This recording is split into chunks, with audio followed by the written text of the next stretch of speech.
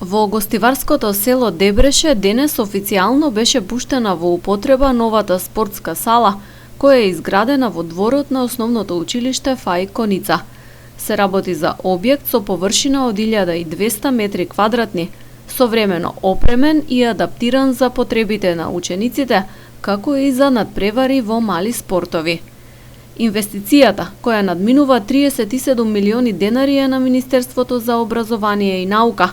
На отворањето на салата се обратија заменик министерот за образование Арафат Шабани и градоначалникот Арбен Таравари.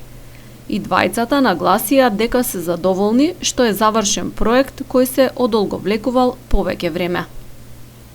Да, ова е свечен чин, денеска после многу години за ова сала овде во Дебреше, која е почнала од 94-та па 98-та, после многу неуспешни процедури, сега после 26-7 години дојдовме до ситуација да привршиме финалната, да се финализира градењето на спортската сала. Е финансирано од Министерството за образование и наука и една од саливе вака по големина и по критериуми што ги исполнува условите, еден од најдобрите во регионот.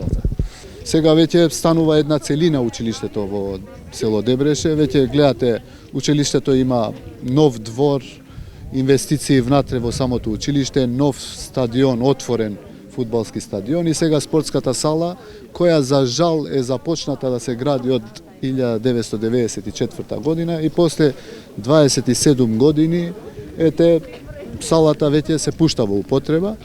Во нормален свет никаде не се случува да едно училиште се отвори после, откако е започнато со градење, да се отвори после 27 години, но за жал кај нас се случува.